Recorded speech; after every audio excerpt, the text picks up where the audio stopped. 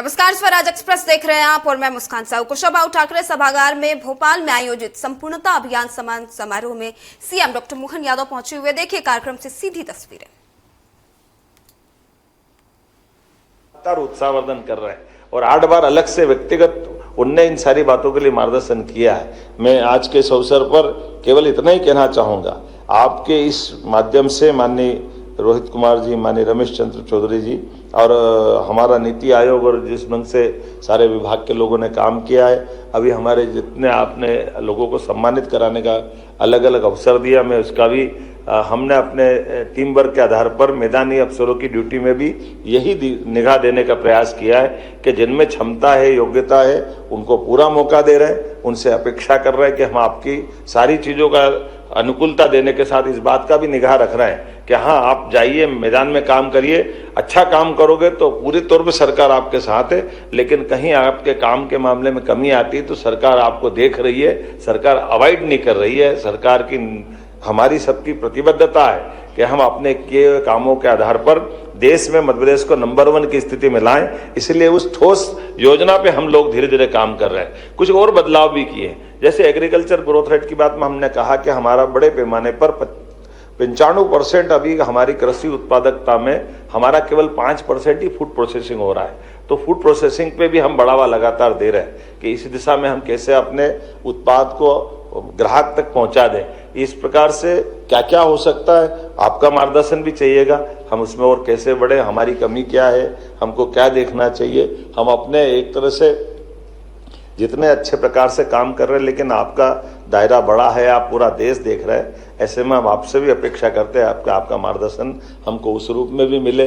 कुछ हमारे जो शहरीकरण के लिए जो चुनौतियां थी, कई और सेक्टर जिसके लिए अभी हम आपसे अपेक्षा करते हैं, उस दिशा में भी हमारे लिए कई और गुंजाइशें हैं। लेकिन हमने मेट्रोपॉलिटन सिटी बनाते हुए भी जहाँ हम अपने नगरीय निकाय के लिए भी सक्षमता लाने का प्रयास कर रहे हैं। दूसरा, हमारी जो परंपरागत ताकतें रही है जिसके आधार पर मध्य प्रदेश की अपनी खुद की क्षमता योग्यता है, हम आपसे भी अपेक्षा कर रहे हैं कि जैसे एग्रीकल्चर के मामले में भी तो नीति आयोग के माध्यम से कहीं कहीं आप देश के अंदर होने वाली फसलों की तरफ से भी एग्रीकल्चर के साथ आपको देखने के दृष्टिकोण की आवश्यकता है।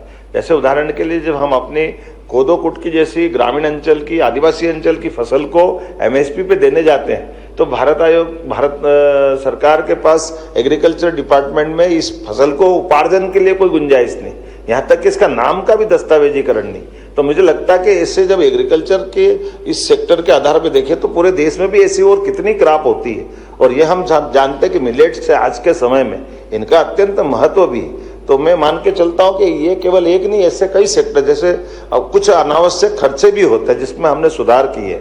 जैसे एक परंपरागत रूप से चला हुआ मुद्दा था कि एग्रीकल्चर के लिए एग्रीकल्चर यूनिवर्सिटी खोलो, BSc एग्रीकल्चर करने के लिए एग्रीकल्चर कॉलेज खोलो।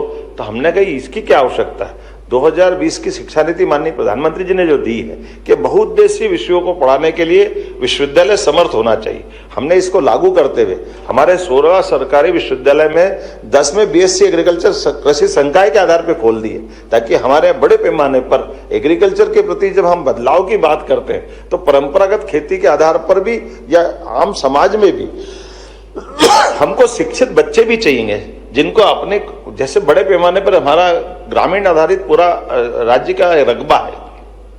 ऐसे में जैसे मेरा अपना स्वयं का मैं उदाहरण लेके चलता हूं कि मूलतः तो हम तो किसान परिवार से आते थे, लेकिन मैंने BSc किया 1982 में, 1982 से 84।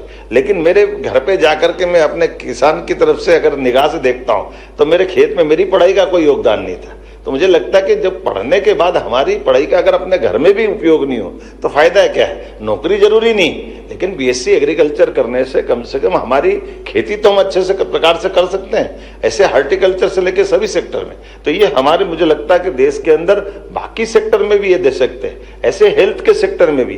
दुनिया में ऐसा कहीं नहीं होता कि मेडिकल कॉलेज बनेगा तो अपने कैंपस में हॉस्पिटल बनाएगा, अपने कैंपस में सब खड़ा करेगा। जैसे उदाहरण के लिए कई जिले हमारे ऐसे कि जिनके अपने अच्छे हॉस्पिटल थे, लेकिन मेडिकल कॉलेज हम बोलते ही उनको उतना ही बड़ा एक हॉस्पिटल नया बनाना पड़ा। और कई बार इसकी जो कठिनाई होती कि वो हॉस्पिटल 2-2 बड़े बन गए, मरीज कहाँ से लाओगे, पैसा तो लग गया, भर्ती भी कर ली, तो मरीज भी तो होना चाहिए, उस जिले की क्षमता तो होना चाहिए। ऐसे में वर्तमान के दौर में हमने एक अच्छा निर्णय किया, मुझे लगता है बाकी राज्य भी इसमें लेंगे, कि अपने जिला चिकित्सालय जो ऑलरेडी काम कर रहे हैं और एवरेज वो सब 300 से ज्यादा बेड क्षमता के, और किसी भी मेडिकल कॉलेज की प्राथमिक आवश्यकता 2 साल तक तो केवल 300 मेडिकल कॉलेज 300 बेड के हॉस्पिटल की है। बाद में जो मेडिकल कॉलेज चलाने आ रहा है उसको हम जमीन 25 एकड़ जमीन 1 रुपए में दे रहे हैं और मेडिकल कॉलेज के लिए आवश्यक हॉस्पिटल फ्री दे रहे हैं कि भैया हम डॉक्टर की तनख्वाह, दवाई का खर्चा, मरीज की व्यवस्था सब हम करेंगे। लेकिन ये 2 साल के बाद अगर आपको बेड के आधार पर नया हॉस्पिटल खोलना है तो उसकी फीस से, बाकी व्यवस्था से आप अपना खुद का हॉस्पिटल खड़ा करो और उस आधार पर मेडिकल कॉलेज भी हो जाएगा। तो ऐसे में हमको सबसे तेज गति से मेडिकल कॉलेज, हम इस मॉडल पे आधार पर जो हमको लग रहा है और जैसा रिस्पांस आ रहा है, आने वाले समय में हम प्रत्येक जिला केंद्र तक मेडिकल कॉलेज पहुंचा देंगे। मैं आपको ये इस तरह से ये जो रिस्पांस मिल रहा है इसके आधार पर बताना चाहूंगा। ऐसे एक नहीं कई सेक्टर में हम काम कर रहे हैं, लेकिन आज तो मेरे सारे मित्रों को जिनको भी इसमें अपने अपने काम के आधार पर पुरस्कृत हुए, सबको बधाई देते हुए और आपका भी अभिनंदन करते हुए, आपका मार्गदर्शन हमको मिलता रहेगा। एक बार फिर माननीय प्रधानमंत्री जी का आभार, जिन्होंने अपने आकांक्षी जिलों के माध्यम से देश को आगे बढ़ाने के लिए केवल लीडरशिप को अपने एक ही एंगल के बजाय हमारे जमीन के नीचे की भी ताकत बढ़ाते जाए, ताकि देश दुनिया के सामने सर उठा करके जो भविष्य में अमृत काल का संकल्प है उसको पूरा कर सके। मेरी अपनी ओर से पुनः आप सबका वंदन, अभिनंदन, बहुत बहुत धन्यवाद।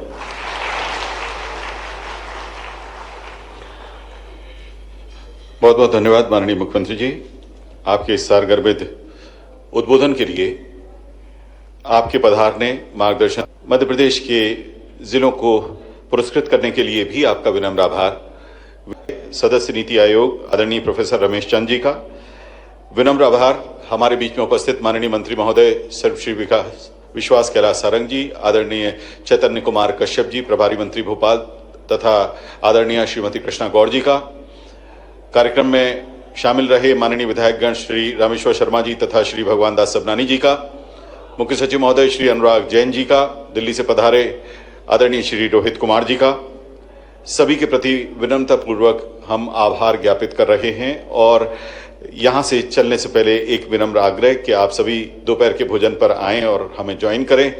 जो डायस है, प्रथम पंक्ति के शीर्ष अधिकारी हैं, कलेक्टर्स हैं और जिला पंचायत के जो हमारे सीईओज हैं, वे आमंत्रित रहेंगे रूफटॉप में, और शेष सभी फर्स्ट फ्लोर पे दीर्घा में हमने व्यवस्था की है लंच की, वहां आप सभी आमंत्रित हैं। अब माननीय मुख्यमंत्री जी यहां से प्रस्थान करेंगे, बाइट देते हुए यहां से जाएंगे। आप सभी का एक बार पुनः बहुत बहुत धन्यवाद।